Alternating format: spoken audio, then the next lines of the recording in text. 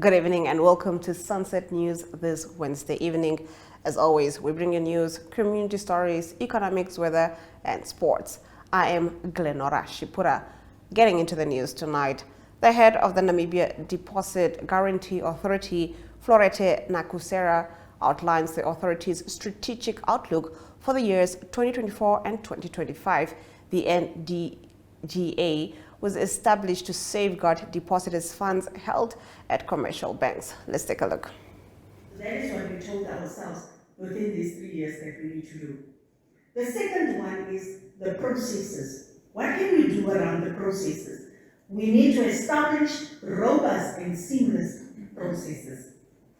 So what is our strategic focus area in this case for this objective? It is to inculcate a culture of organizational efficiency to ensure operational excellence. The third one is stakeholders. Very, very important. Effective stakeholder engagement. Strategic focus is ensure effective collaboration between stakeholders and continuous public engagement. And the last one, but not the least, is building this brand, which is called the NDGA. We need to promote a reputable brand. And the strategic focus is we need to ensure a positive reputation through effective brand promotion. Writer Margie Orford released her memoir, Love and Fury. Among other things, she shines a light on her internal conflict as a feminist who longed for a family in the book. Irene Marie van der Walt has more. Yeah, that's true. I've been driven by two conflicting things. One is to be absolutely independent, to do it myself to make things on my own. It's a drive because I have a horror and a claustrophobia within the domestic, which often just I feel like I will disappear, I'll be erased. I don't think I'm the only woman who's ever felt that. I see a little bit of head nodding going on. But it's the duality and this compulsion at the same time. So I also love having a family and the sort of networks. And, you grow up in a place like Namibia, for example, where everybody knows everybody. And my dad delivered everybody as well. Like thousands of people. You couldn't go to the beach at Swakop without my dad saying, I delivered her and him and her. And it was like this, so there's that connection. But I could not reconcile the two things. So I had this very strong feminist idea of what it is to be a woman, sort of intellectual, fierce, independent, making things in a very hostile, patriarchal world. It's either hostile or it mocks you. So I found that enraging. In our next story, delegates from the Postcode Lottery SRI Namibia, in collaboration with Lifeline Childline, visited the office of the governor earlier today. The meeting was aimed at providing feedback on early childhood development within the region. CEO of the Roger Federer Foundation, Jane Handel, shares more. Precious Ngitwanapa contributed to this video. But I hear your challenges with that huge increase, drastic increase of children being enrolled in that age, which is difficult to face. Nevertheless, a child is a child, and finally we really want that all these children have access to quality pre-primary education, at least 1 year, as Sustainable Development Goal 4.2 are telling us. So definitely with that shift from the Ministry of Gender towards the Ministry of Education, that was also the discussion on Monday in the ministry. We definitely have to look into it, how we can attach these ECD centers even closer. We know the collaboration is really going excellent here in this region when it comes to bringing the CEOs into the game to monitor, and also the registration is very, very important. Nevertheless, I feel when we come back from this Hildegard ECD center, having experienced also the owner, I mean, this woman is a hero. There is no other word. And this woman is devoting her life to these children. But she is standing alone. She needs more support from us as we are here as private actors, but also more support newly from the Ministry of Education as well. The Ministry of Health and Social Services has revealed that there are currently 630 admissions and 15 deaths this year, compared to 287 admissions and 6 deaths reported last year. According to the Minister of Health and Social Services, Kalumbi Shangula, statistics indicate that from January to March this year, a total of 6,147 malaria cases have been reported. The number of hospitalized cases and deaths reported so far has more than doubled compared to what was reported during the same period last year, Shangula said at the commemoration of the World Health Day in Rundu earlier this week. This is a source of concern to me, and we must do more to address this situation and reduce the number of cases and deaths in our country. In Namibia, malaria is endemic in 10 out of the 14 regions, namely the Kavango East, Kavango West, Ohangwena, Zambezi, Omusati, Oshana, Kunene, Oshikoto, Omaheke, and Oshodonjuba regions, he said. Shangula highlighted that effective evidence-based tools and interventions have been developed to eliminate malaria. These include anti-malaria medicines, long-lasting insecticides, treated nets, indoor residual spraying, and scaling up behavioral change efforts to encourage uptake and ownership of these interventions at community level through the Zero Malaria Starts With Me campaign that will run until 2027. The minister encouraged community members to immediately visit their nearest health facility when they feel unwell or experience any of the malaria symptoms such as fever, headache, muscle or joint pain, shivering and chills, nausea and vomiting, and fatigue. After the break, we take a look at our story of the day.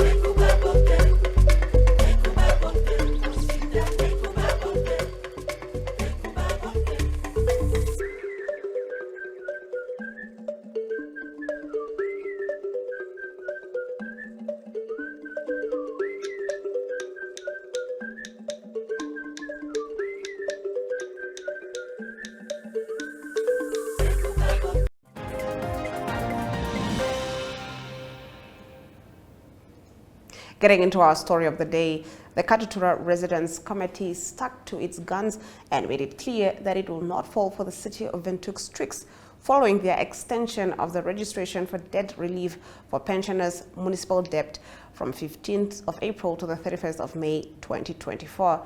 Now speaking at a press conference held at the Jacob Marengo School, KRC's spokesperson Sean Karisep said they will still proceed with their peaceful demonstration on the 15th of April at the Katutura Customer Care Office to explain how City of Windhoek did not adhere to the policy of inclusivity.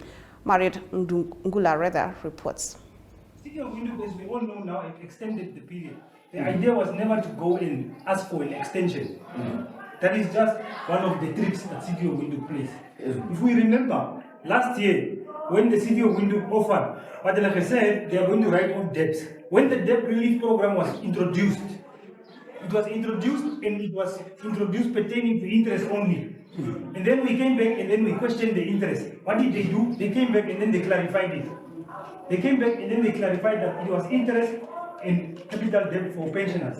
Fine. And then they said in response, in respect of non-pensioners, it will be 50%. Now that 15, us who are in the 50% bracket, and those who are rejected pensioners, we are going to go to City of Windhoek, we are going to reject that 50%. We are going to reject that 50% as well as we are going to also those people who are rejected from the pensioners, we are also going to, together, we are going to register. We are going to register to be written off. That is the message here. On the 15th, we are going to give a registration list, and we are going to give reasons to CPO Windu. Those are the reasons he's saying that it's going to clarify that day.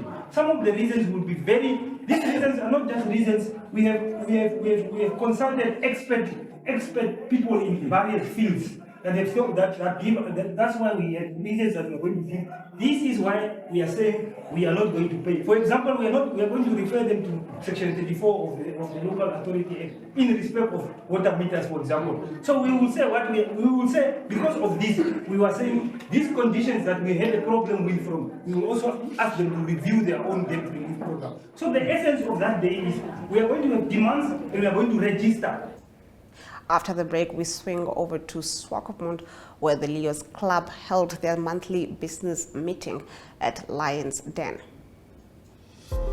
Neo Paints has established a 67-year Namibian legacy, creating personalized paint solutions that blend quality and innovation for the Namibian people. We pride ourselves in being a 100% Namibian-owned company, investing in our country and our people by employing and empowering true Namibians. With every brushstroke, Neo Paints commits to our quality guarantee and always delivering a coat of excellence. At Neo Paints, we always stay true to our country. We are as Namibian as you.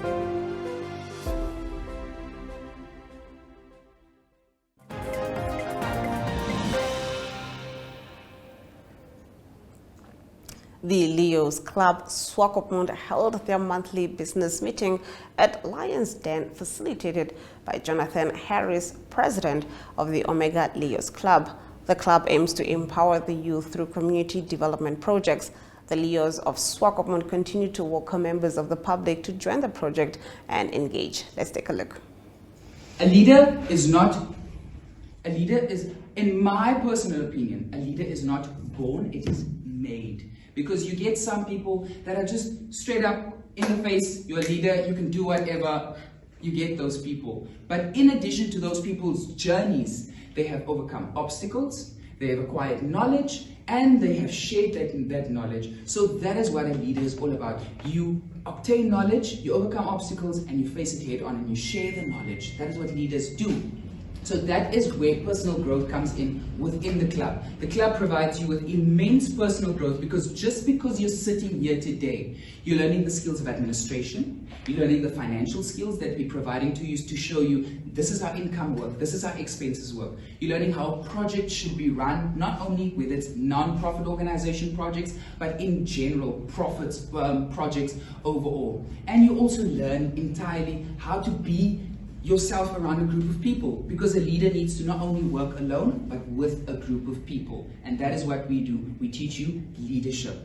Secondly, experience. You're gaining experience just by sitting here within this meeting, but like other members of this Leo Club of Swakopmund can tell you, starting with us too, because we were the first people to get the opportunity to travel with the Leo Club, and our first excursion was to Cape Town last year in October. We went to the mid-year convention of the Lions, and that was a experience of a lifetime. I mean, walking in the streets of Cape Town while you're just whoa, I'm a Leo, and you're just doing good and you just feel good and everything.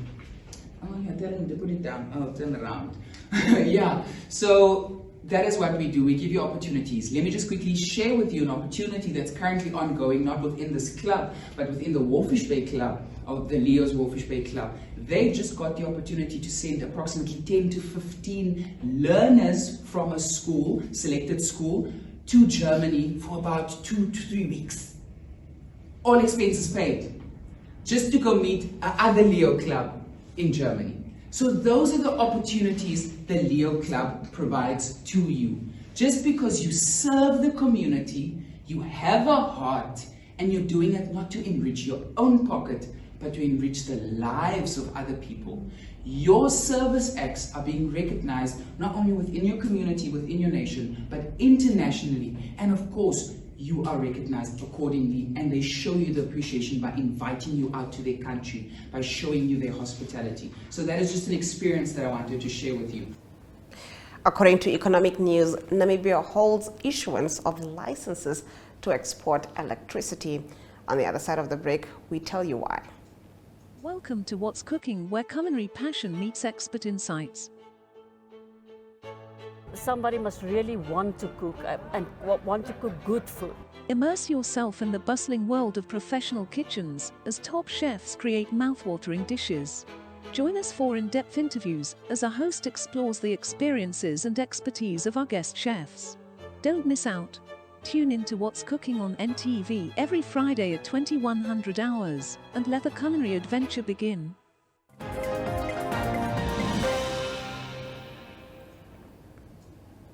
In a bid to improve domestic electricity supply, the Ministry of Mines and Energy has halted the issuance of new licenses for power generation dedicated to export. The moratorium came into effect on the 5th of March and will be in effect for 18 months or such time that existing transmission network problems have been fixed. According to the Electricity Control Board of Namibia, under the current modified single buyer model, electricity generators are permitted to construct additional generation capacity within Namibia for exportation.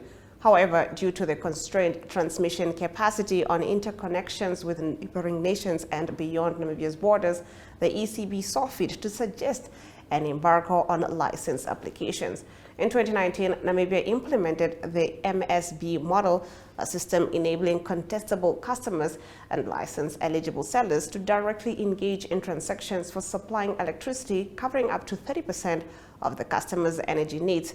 Last year, the ECB granted export licenses totaling 1.2 gigawatts of electricity to independent power producers under the modified single buyer market model. These licenses were for exporting electricity to the Southern African power pool. Nevertheless, the authorized export amount surpassed Namibia's transmission capacity of 780 megawatts via the national utility NEM power grid. Let's now take a look at our financial indicators. The Namibian dollar trades against the British pound at 23.48, against the euro at 20.11, against the US dollar at 18.67, $2 Namibian and 58 cents gets you 1 Chinese yuan. On the commodities market, gold, copper, and platinum went down, while Brent crude oil went up at 0.37%, going for $90 and 37 cents per barrel. In international news, elephant deaths trigger Kenyan calls for Tanzania to curb hunts. On the other side of the break, we expand on this. Connection. It's in the human touch, the feeling of belonging. It inspires us and empowers us, creates clarity from complexity. It starts new conversations, unlocks the power of advice, and makes an impact on your life. At Alex Forbes, we pioneer insight to provide you with advice that connects your decisions of today to your impact tomorrow.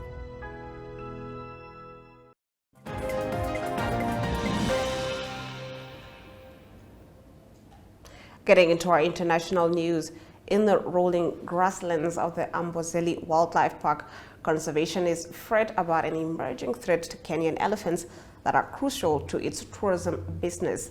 Licensed hunters across the border in Tanzania. The two East African neighbors manage elephant herds differently. Tanzania issues some trophy hunting licenses to wealthy sport hunters every year, while Kenya gets all its revenue from wildlife safaris. Tanzania's way of supervising elephant herds is aligned with many Southern African nations like Zimbabwe, Namibia, Botswana, and South Africa, while Kenya's zero tolerance of wildlife hunting or sale of ivory mirrors that of Gabon. Conservationists and Kenyan officials, however, are now urging Tanzania to restrict trophy hunters to its heartland to protect Kenyan elephants after 3 of them were shot across the border in recent months. Let's take a look at this video on that. In compliance with the East African Community agreements that support the cross-border trade and activities, there must be provision to support this conservation so that the trophy hunting in Tanzania is allowed in their heartland, not in areas bordering Kenya, because that will interfere with our conservation in Kenya. We are very, very hopeful because there is very good cooperation between the two countries, between East Africa, that Tanzania will understand our plea to say it is not right to license trophy hunting near the border with Kenya. And this one is how I go to the map. It tells us where he is live, you see, guy. Michael, he is probably, he's actually spent most of his time to the north, but he's also been known to go into Tanzania, and he is a super tusker. These tuskers are so important for a lot of different reasons. One is genetically, you know, there's the Amboseli sort of bloodline of tuskers is probably one of the best in the world. So from a genetics perspective, it's really important. And then you come to the tourism side. They're hugely valuable. We have a lot of visitors coming into Amboseli just to see those big tuskers. They come from around the world. And then the same reasons on the other side of the border. There's a growing photographic tourism operations going there. And these hunters who came in, they didn't even consult the local people if they could shoot there. They just came with the permits, and they've now shot 3. But then we've got a lot of young guys, you know, in their 30s, coming up to their 40s, who are 80, 90 pounds, but within 10 years, they'll be super tuskers. And they're the guys that have been shot. So we're actually shooting a resource that's going to feed us tomorrow. We have had a tragedy of losing 3 of our key elephants recently. The Amboseli Trust for Elephants, who have been doing research in Amboseli since the 70s, have kept record, have data, have lineage of these elephants. So when we saw the lineage of the elephants that were killed, we were very disheartened. These are the elephants with the longest tusks. These are elephants that have big families here, and these are elephants that have thrived in this ecosystem. And therefore, killing them cut critical bloodlines. And that is why we are very, very concerned. Let's take a look at the weather predictions for tomorrow. Katiba Mulilo can expect some showers with a minimum of 19 degrees Celsius and a maximum of 27 degrees Celsius, while Oshakati can expect partly cloudy conditions with a minimum of 22 degrees Celsius and a maximum of 33 degrees Celsius. Henties Bay can expect warm weather with a minimum of 15 degrees Celsius and a maximum of 21 degrees Celsius. Rehoboth can expect partly cloudy conditions with a minimum of 14 degrees Celsius and a maximum of 29 degrees Celsius. We now take a look at our sports news with Ari Hohat.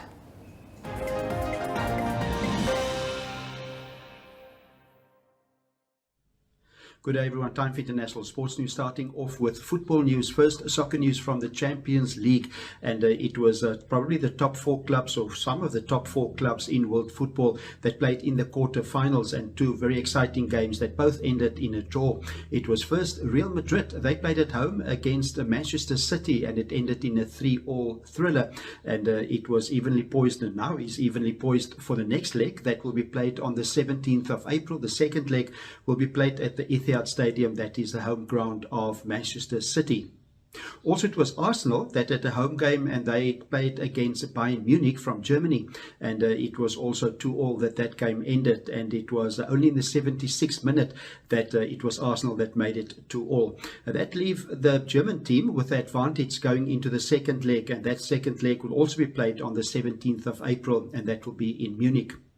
It was Harry Kane that scored for Bayern Munich. He used to play for Tottenham Hotspur. He knows the North London side Arsenal very well. And Harry Kane scored in the 32nd minute of the game. That was a penalty. And then it was Leandro Trossard. He scored, he equalised in the 76th minute for Arsenal to make it 2-2. Then to continue, it is golf news on international sports news. It is the Masters, one of the first majors, or the first major on the men's calendar, that will start on Thursday. That will be at Augusta, Georgia, and it is the draw that has been made known, and it is an interesting draw with the 3 balls that was announced. It is the defending champion Jon Rahm. He will play with Nick Dunlop of America and Matt Fitzpatrick of England, and then there's 13 players of the Live Golf Breakaway League that will also play in the tournament, and one of the favourites, Cameron Smith of Australia, Australia. He will play with Victor Hovland and Wyndham Clark. And then also good news for the spectators, or the patrons as they call them. It is Tiger Woods that will also play in the tournament, and he's paired with Max Homa of the United States and also Jason Day. Then world number 1, Scotty Scheffler, he's also in the tournament. He will play with Xander Schauffele and Rory McIlroy, and it's Rory McIlroy that's trying to win the Grand Slam for the first time. He previously won 3 other majors. He's just missing the Masters to have all 4 majors as a winner.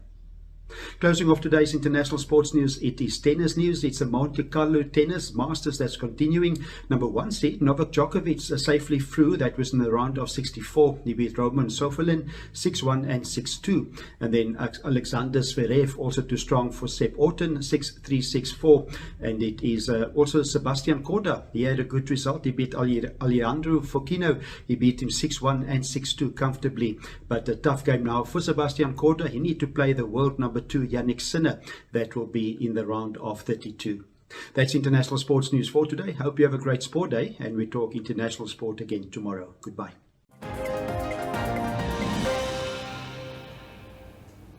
And with that, we've come to the end of the broadcast. Thank you for joining us on this Wednesday evening. From me, Glenn Rashipura. Until next time.